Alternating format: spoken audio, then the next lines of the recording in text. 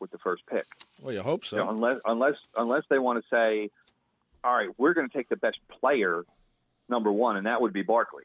And then they pick again at number 4, and would they be comfortable with saying, all right, well, whichever quarterbacks, because if the Browns take Barkley first, then I think the Giants go Darnold. Either that or they trade, one or the other. But I think those would be the two. Why would you trade if you're at number 2, brother? What are you going to get? What big player you can get a number 1 this year, lower number 1 this year, and a number 1 next year, and a couple more throw-in picks. You know, maybe a second or a fourth or whatever. But you're doing it to acquire more picks, and that's why they would make that trade. Because if they don't, if the Giants don't value any of these quarterbacks at a number 2 pick kind of level, if they think, well, you know, these guys are all hyped because, you know, they're getting, as they say in the business, they're getting helium, and those guys are rising up the board just because they're quarterbacks. But if your evaluators say, look, this guy in reality isn't worth more than, say, the number 20 pick overall, and you take this guy at number 2 just because he's a quarterback, well, now you're passing on better players, according to your evaluators anyway, to just because he plays a certain position. You know, ideally you want to pick a guy at number 1 or number 2 who is worthy of that pick. You know, somebody like, you know, let's say Andrew Luck, or, you know, I mean, just, you know, pick any great quarterback, and those guys were worthy of being top picks. So you want to try and get value for your pick, but that's the whole idea. You want to wind up picking a guy who is better than the pick you're using to pick him. That's the goal for every GM. Well, you know, they make. Obviously, it doesn't work that way. But that's but you know, sometimes you do have to make a pick. You just can't keep trading. You know. Oh, I agree. So I don't know. You have to. Obviously, at some point, the Giants need a quarterback. Desperately need a quarterback. Eli Manning is 37 years old. He is obviously not getting any younger, and obviously doesn't have a lot of playing days left. But my point being that if the Giants don't feel like any of these quarterbacks, I mean, let's put it this way. If you are picking a quarterback at number 2, you better be pretty sure that quarterback not only has all-pro potential, but that he has Hall of Fame potential. You need to pick, if the quarterback is going to get picked that high in the 1, 2, 3 range, that quarterback needs to be headed to Canton. And if the Giants don't think that any of these quarterbacks is that kind of quality, then chances are they're not going to take a quarterback, and they'll figure it out somewhere down the road. Why do I think that sometime during the summer someone's going to sign Johnny Manziel? I don't know. It wouldn't surprise me if it happens. I'll be honest. I'd be disgusted if it happens, because with Colin Kaepernick still looking for a job, and who is a far superior quarterback to Johnny Manziel, I would be even more disgusted with the NFL than I already am. I understand. We're going to take a break, brother, right now. You're listening to From the Press Box right here on 90.3 WHPC. Also being heard on the iHeartRadio app. Frank Sinatra. Bing Crosby. Ella Fitzgerald. Dean Martin. Hey guys, what are you doing? We're making a list of artists you don't hear on the radio anymore. Wait, I know where you can hear all of them and more. Where? Right here on Standard Serenade. Join me, Glenn DeMilt, for 2 hours of great songs by the great stars. Saturday afternoon at 5 on the voice of Nassau Community College, 90.3 WHPC. Success, noun, the fact of getting or receiving wealth, respect, or fame. Succeed, verb, to do what you are trying to do. Success story, noun, a successful person or thing, such as someone or something that has achieved a goal. Hi, I'm Bill Horan, the host of The Secrets of Success, and I invite you to do more than just read a dictionary to learn about success. If you want to achieve your goals in life, listen to the tips, secrets, strategies, and habits of some of the world's most successful people, and hear about the obstacles they had to overcome to attain their dreams. Start your own journey to success. Tune in to The Secrets of Success, Wednesday afternoons at 4 and Sunday mornings at 7:30 on the voice of Nassau Community College, 90.3 WHPC.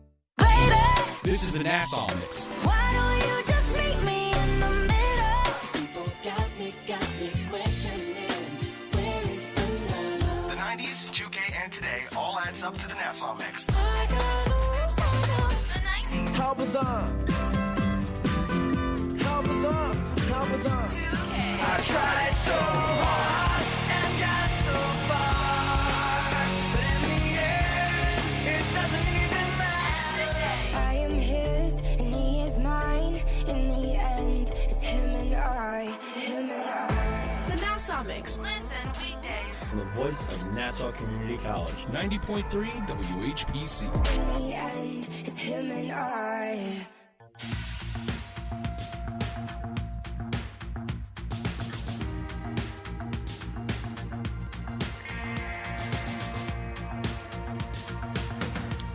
Welcome back to From the Press Box right here on 90.3 WHPC, the voice of Nassau Community College. I'm Rob Leonard on the phone from San Diego. My big assignment is Brother Tim. Hello, Timothy, again. How are things there? Things are good here. You know, I thought it was going to be a little bit warmer than it has been, though. I'm a little disappointed. You know, Dad always loved San Diego. He never went there, but he always loved it. No, he did go here. But not often. Remember, when we were kids, he went there for conferences. But Right. But he always said he wanted to move to San Diego, and he ended up moving to Palm Springs. Well, it's like he ran out of gas. The weather is nice here, but it's also very expensive here. Oh yeah, well that's part of it too. But I'll put it to you this way: I was walking in the gas lamp district. That's like the cool district, which is actually like across the street from my hotel, and I was absolutely stunned. It's with a sign outside that said 2 slices and a Coke, $9. Wow. I'm like, that's almost double what it is in New York City. You got to be kidding me. $9 for 2 slices and a Coke. That's a lot of money. I was amazed. So I went and went to this barbecue place instead. That was actually outstanding. So very good. I would rather the barbecue than the pizza. Anyway, by the way, my sandwich was $13. So I'll take that but that's a little better. By the way, we should mention that Tampa Bay beat up on the New Jersey Devils 4-1 in the Eastern Conference Series. The Tampa Bay really played well. The Devils didn't play well. I guess it's the best way to describe it. Devils Tampa's a better team. I mean, that was the expected result. Yeah, I mean, most of the games either the Tampa Bay scored 5 or 3, and the Devils would score 2 or 1 or 3. You know, they didn't have much of a presence, I guess, is the best way to describe it. This is a good part of the year where it's so much to watch on television. You got the NBA playoffs, you got the NHL playoffs. NHL gets a little more respect from NBC during this time because they play them on different channels and stuff. So that's a cool thing. And also different times of the day. I mean, that's the other thing that's great for hockey fans is you can watch a lot of different games because they'll have a game on in the afternoon, like at 3:00, and another one at 7, and you know, if you have a West Coast game, then you have another one at 10. So yeah, for hockey fans, this is a really great time of year because there are a lot of games being televised. That's true, and it's either on NBC or sometimes CNBC or USA. So NBC's contract is very cool in the sense that they put it on any channel that they own. So it's a very cool thing. And then the NBA.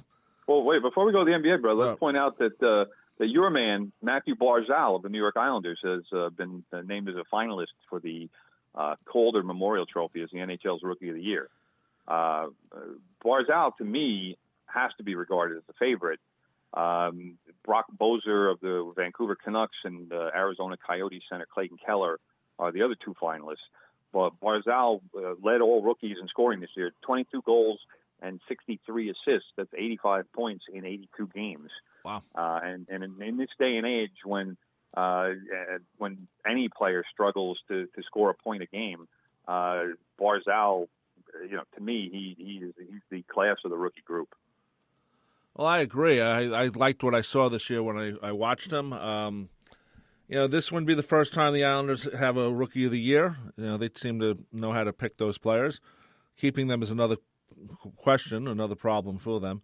Of course, no word yet on John Tavares or what will happen with him. Unfortunately, we don't know yet. I think no news is good news. We're still waiting. I think if you start hearing like rumors or stuff, where someone's quietly whispering into someone's ear, then that's when I start to worry that he's leaving.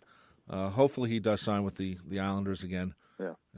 Actually, here's a stat that I didn't even realize. I didn't take a look at the end of the season stats. Matthew Barzal led the Islanders in scoring with his 85 points. John Tavares was 37 goals, 47 assists for 84 points. Oh, wow. I didn't know that. So a rookie led the team in scoring.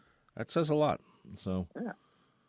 So, okay. Well, he had a great season. I mean, it was, and, the other thing that you look at is, when you look at the assists, fifth in the league in assists, and you're talking about being in a group that includes, he had more assists than Sidney Crosby.